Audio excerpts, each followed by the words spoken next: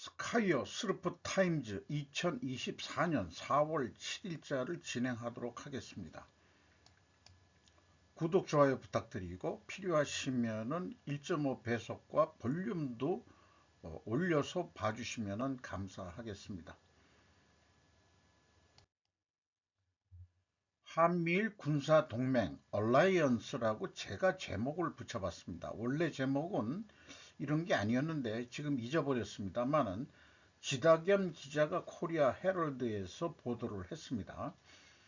2024년 미일동맹 전략국제문제연구소 CSIS가 후원하는 통합동맹을 향하여는 한미일 동맹 간 연결 조직의 필요성이 그 어느 때보다도 크다고 강조했다.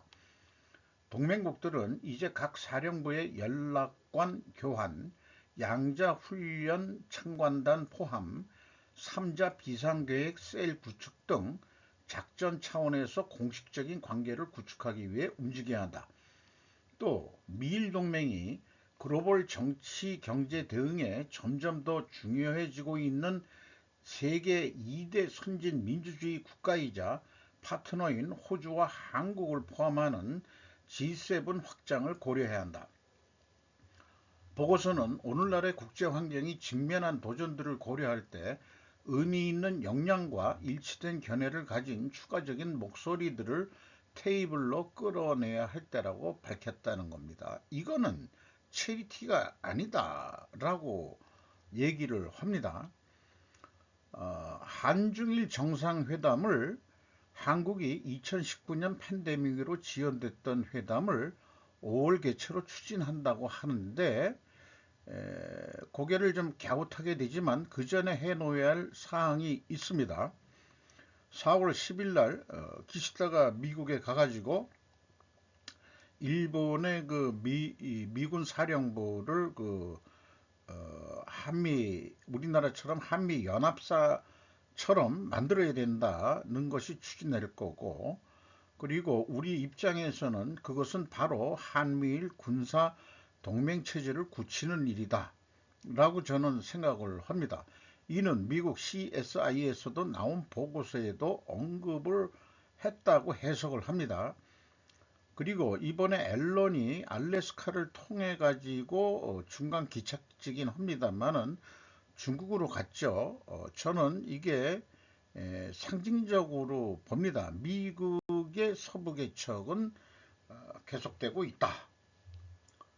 그래서 옐런 언니가 미중 중과잉 생산 등 논의 위한 회담 개최 합의, 이봉석 기자가 연합뉴스에서 보도를 했는데요.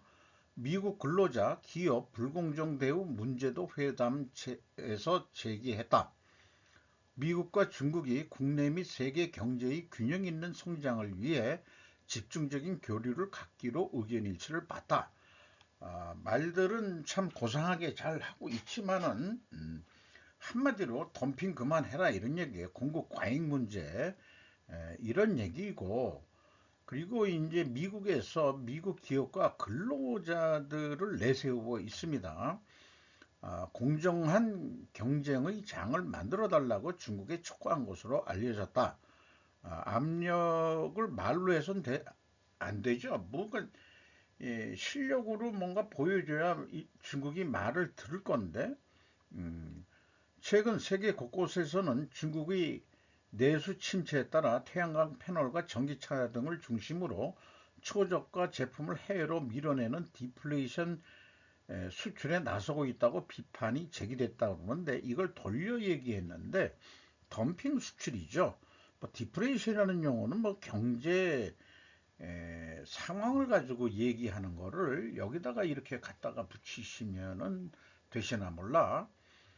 어, 중국의 부총리인데 허리펑 중국 부총리인데 우리 짜리몽땅하지만은 강한 우리 옐런 언니가 가서 미국을 대표해가지고 그만해라 이제 많이 했다 아이가 그렇게 얘기하는 것 같습니다.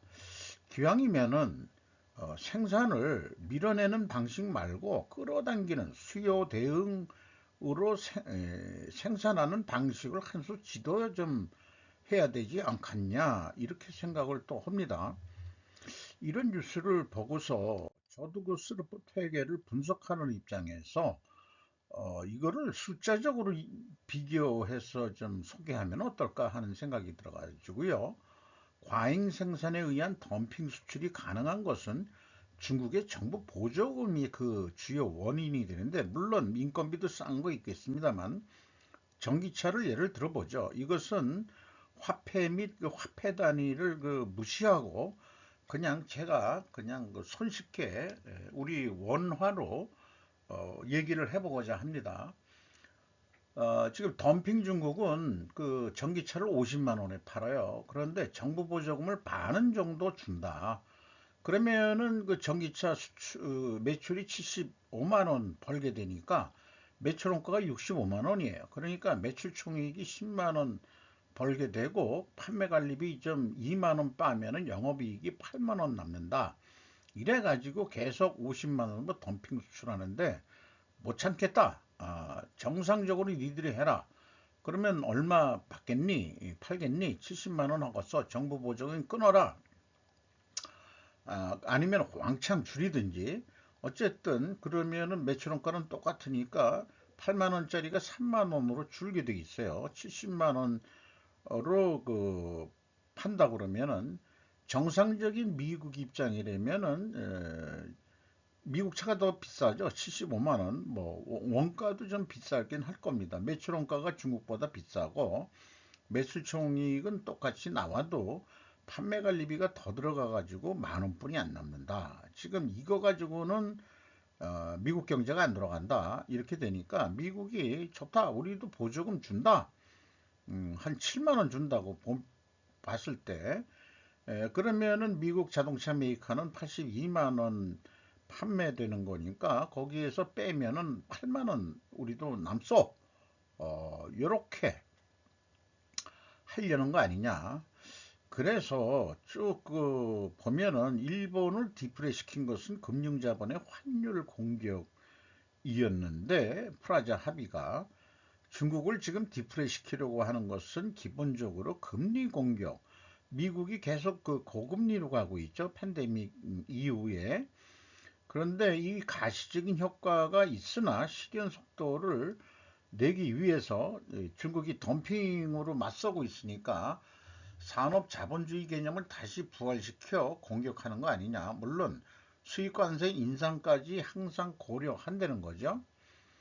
이런 그 중간에서 우리가 그또 뭐 대표적인 현대차가 그 약진을 하고 있는데, 우리나라는 미국보다는 만 원 더 싸게 74만 원에 팔았다. 우리는 원가 회계 안 한다. 스루포 재료비는 50만 원 들어간다. 그래서 24만 원 남는데 운영 비용이 20만 원 들어간다. 현지에서 그럼 4만 원 남는다. 그래 국내 거는 니들은 어떻게 되느냐 이렇게 물어보면은 2만 원 싸게 팔긴 파는데 왜 그러냐? 그러니까 미국의 그이 부품 조달하는 비용이 미국에 조달하는 것보다는 우리 국내에서 조달하는 게 아무래도 좀 더 싸다. 운반비도 그만큼 안 들지 않느냐. 그래서 좀 스루풋도 좀 적게 나오고 운영 비용도 미국 인건비보다는 약간 싸니까 그래도 남는 건 우리는 똑같다. 이렇게 한번 비유를 해볼 수 있지 않겠나 이렇게 생각합니다. 정부 보조금도 없이 잘 버티고 해내는 현대라고 얘기를 해볼 수 있을 거고, 토요타는 어떻게 할지 모르지만은 지금 하이브리드 가지고 또 승부를 벌고 있는데 언젠가는 또 전기차는 잘 안 될 거야. 자기네들은 우선은 하이브리드로 계속 가고 있고 전기차도 지금 개발 중에 있다고는 하죠. 이렇게 한번 제가 개인적으로 비유를 해 봤습니다. 연속해서 그 새로운 미중 회담은 베이징의 경제 모델에 대한 미국의 최고위층의 불만을 해결할 것이라고 옐런은 말했답니다. 파티마 후세인과 켄 모리츠쿠가 AP 통신을 통해서 보도를 했습니다. 제닛 옐런 미국 재무장관은 토요일 다가오는 미중 회담이 중국의 경제 모델과 무역 관행이 미국 기업과 근로자들을 불공정한 경쟁을 불리한 상황에 빠뜨렸다는 바이든 행정부의 고위급 불만을 다룰 것이다. 뭐 연속 며칠 계속 이런 뉴스가 나오고 있죠. 그들은 또한 자금 세탁 방지에 대한 교환을 시작하기로 합의했다. 덤핑에 대해서 얘기하면서 은근히 거기 보따리에 하나 더 껴넣는 게 자금 세탁 방지. 이게 오히려 더 의미 있는 얘기가 아닌가 싶기도 해요. 신화통신은 중국이 생산 능력 문제에 대해 전적으로 대응했지만 보고서는 자세한 내용을 밝히지는 지금 않고 있다. 중국이 어떻게 대응할지. 중국 정부 보조금 및 기타 정책 지원으로 인해 중국의 태양광 패널 및 전기차 제조업체가 공장에 투자하도록 장려하여 국내 시장이 흡수할 수 있는 것보다 훨씬 많은 생산 능력을 구축했다. 우리나라가 그 박원순인가 그 이 좌파들이 그 이 태양광 그 원전을 탈원전한다고 해서 태양광을 전국에 그냥 깔고 또 그 서울에서도 아파트에 개인 뭐 태양광 하면서 우리도 기대를 했지만은 전부 다 중국산을 들여다 쓰는 바람에 국내 태양광 업체 중소업체들은 다 망했거든요. 그래서 이런 게 문제 아니냐 그랬더니 이제 그 또 시민사회 또 누군가 그런 아니 이거 싼 거 사야지 비싼 거 사면 되겠느냐.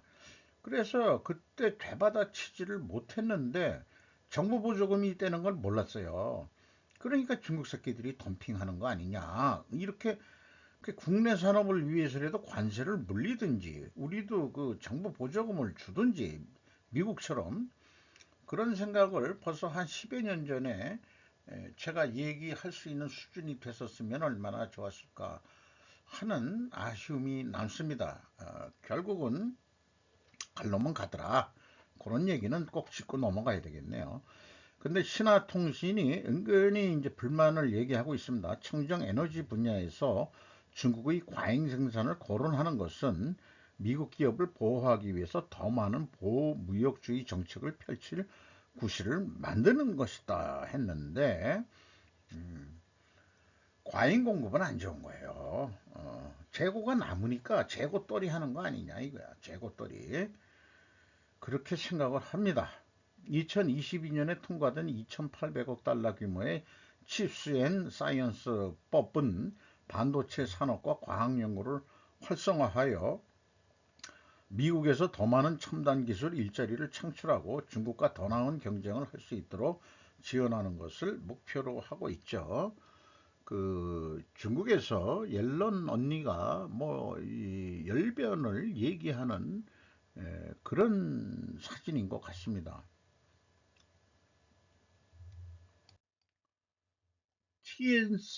TSMC 강진 피해 심각, ASML 한국서 엔지니어 EUV 부품 급파.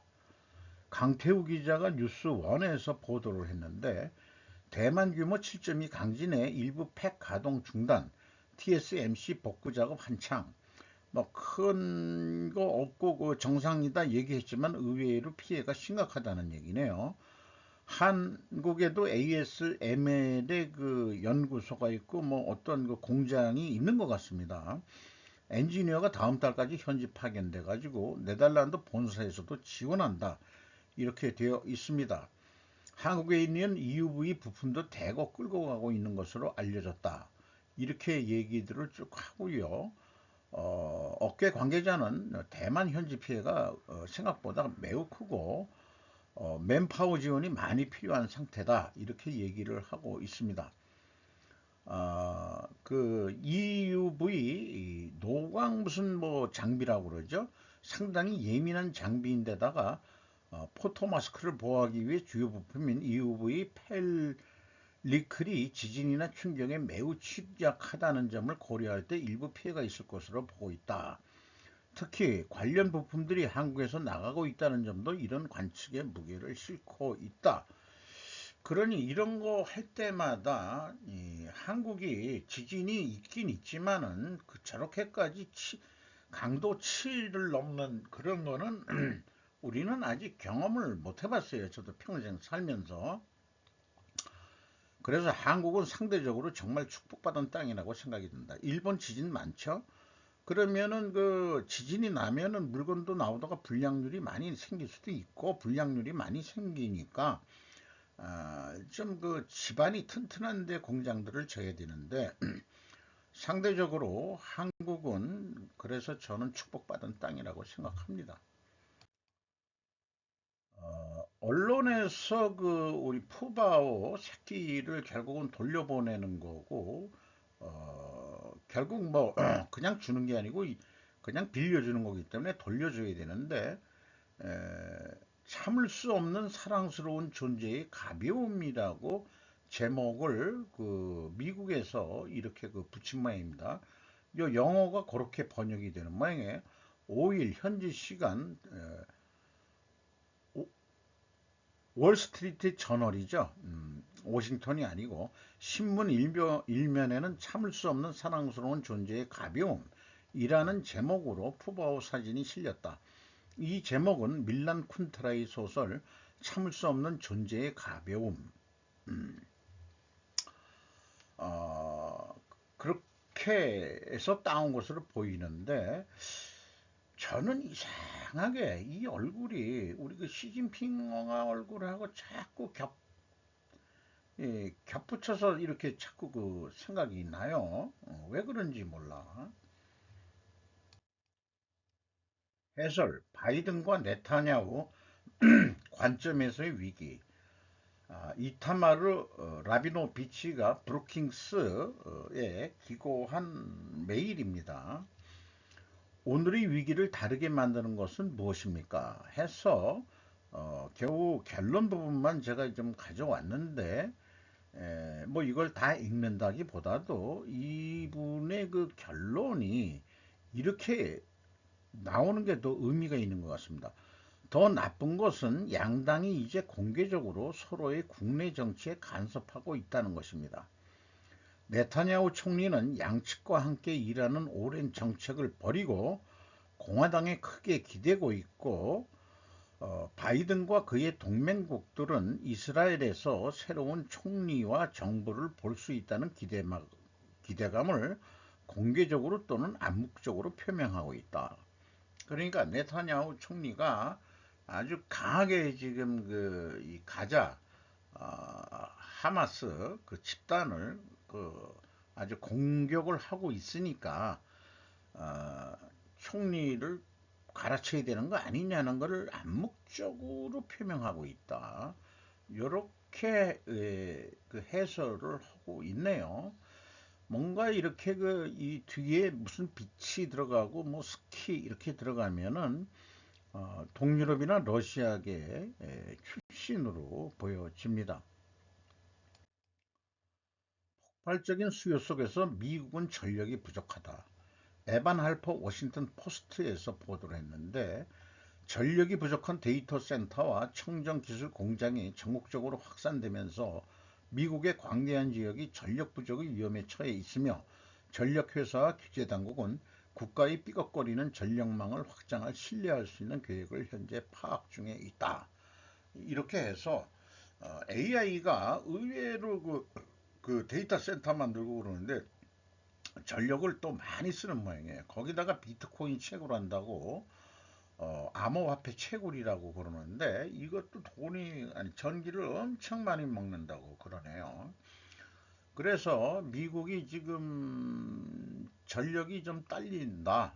그래서 바이든 행정부는 그리드 병목을 완화를 우선 과제로 삼았지만 정치적으로 후폭풍이 거셌고 연방 정부 권한도 제한적이다.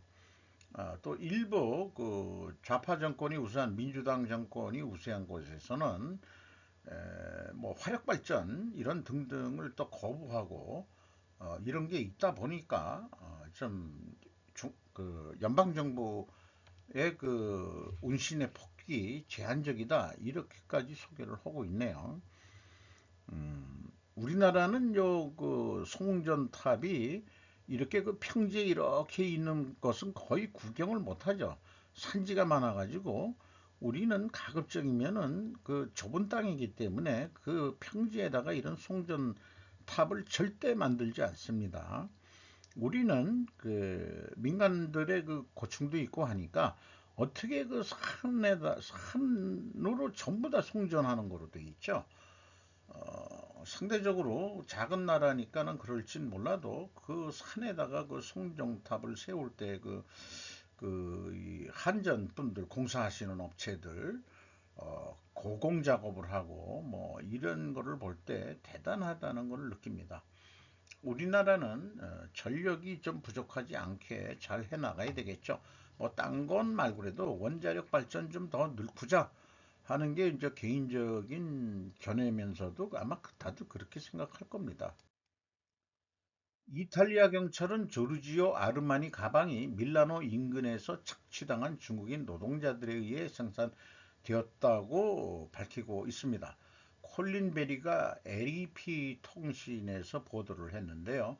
이탈리아에서 허가받지 않은 하청업체에 의해 고용된 중국인 노동자들이 조르지오 아르마니 패션 하우스를 위해 핸드백과 액세서리를 만들었다고 이탈리아 경찰이 금요일 발표. 이 회사가 제대로 감시하지 못한 일련의 공급망 남용을 했다. 이런 얘기인데 우리나라 1970년대 청계천 평화시장 이런 데 가면은 그 1층에는 그 의류를 팔지만 2층에는 그 조그만 그 재봉틀 몇 개 놓고서 우리 그 우리 언니들이 거기서 이렇게 만들고 열악한 환경에서 장시간 재봉질을 하고 그렇게 해서 국민의 의복들을 청계천 평화시장에서 많이 풀어냈던 우리의 역사가 있죠. 그런 것들이 지금은 경제가 발전해서 재봉질하는 사람이 없으니까 우리나라는 뭐 동남아 여러 군데 공장으로 갔지만은 뭐 여러 가지 그 나라 조건에 맞는 노동 조건에 의해서 그 일을 시키겠죠. 그런데 이런 이탈리아 선진국에서 불법 공장에서 노동 착취를 했다는 것은 이거는 이탈리아의 그 국격이 있지 이런 거는 안 된다. 이렇게 해가지고 윤리적 최저치 이하의 위생적 조건을 갖춘 불법 기숙사 등 일련의 안전 위반 사건을 수사했다. 공장 폐쇄 명령이 내려졌고 별도의 범죄 수사에 직면한 중국인이 또 그 하청업체를 운영했다고 그러네요.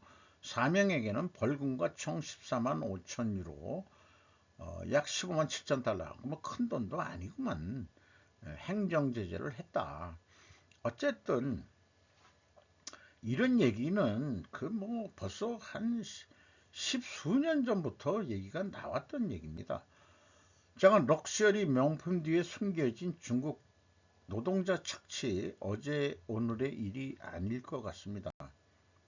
자, 그건 그렇고 아까 그 전력이 부족하다 미국이 그랬는데 빗보는 한수원 꼭 원자력 발전만이 아니고 그 수력 발전 쪽에서 양수 발전 배터리 ESS와 맞붙는다 이런 제목으로 권유정 기자가 조선 비지에서 보도를 했습니다. 신재생에너지 발전 확대로 재조명이 되고 있다. 전력 저장 생산의 개통 안정화 기여, 작년 가동률 늘면서 660억 원 흑자.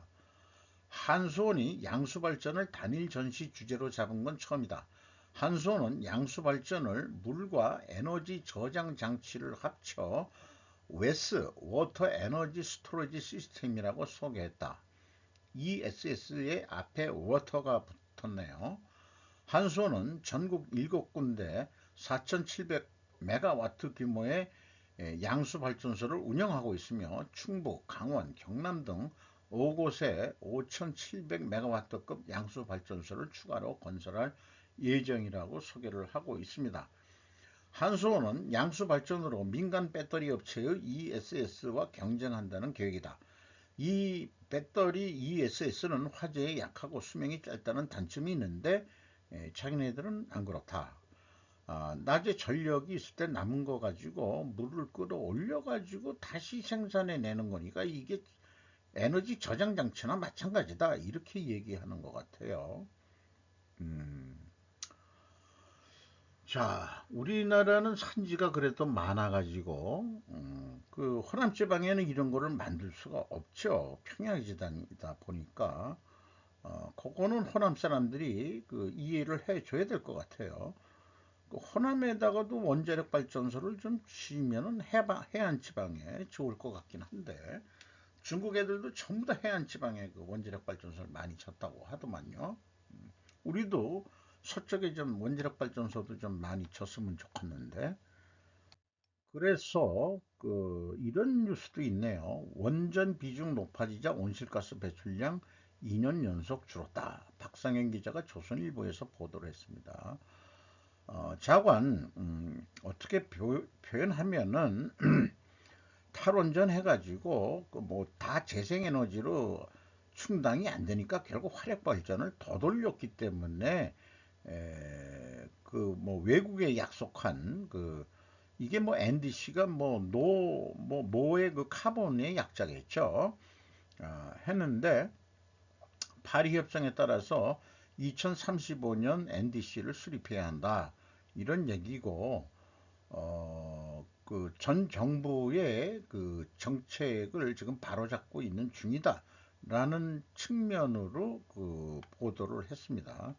이것은 이제 월성 원자력 본부가 제공한 건데 저도 그 근처에 가가지고 낚시까지 해본 적이 있어요. 왕년에 아니 제가 낚시를 잘하는 게 아니고 낚시하는 그 사람이 같이 가자 그래가지고 했는데 뭐 이렇게 그 고기들도 잘 놀고 여기 방류하는 그 물 방류하는 쪽에서는 약간 고기가 없을 거라고 하긴 하는데 뭐 그렇게 큰 영향이 있는 것 같지는 않게 느껴집니다.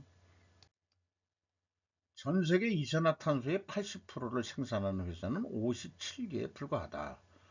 자, 이런 얘기가 나온 것은 그런 대형 그 CO2 가스 나오는 그런 데만 잘 하면 되는 거 아니냐는 그런 느낌을 받는 것 같아요. 파리 협정 이후 7년을 다뤘다는 건데 새로운 탄소 메이저 데이터베이스 보고서에 따르면 2010년과 2022년 그러니까 한 7년 되겠네요. 전 세계 이산화탄소 배출량의 80%에 책임 있는 회사는 57개에 불과하다. 그래서 총 배출량의 37%는 국민국가라 그래. 이렇게 얘기하면은 이것은 사람들이 뿜어내는 그 자체. 그 다음에 그 37%는 국영기업, 25%는 투자자 소유기업이다.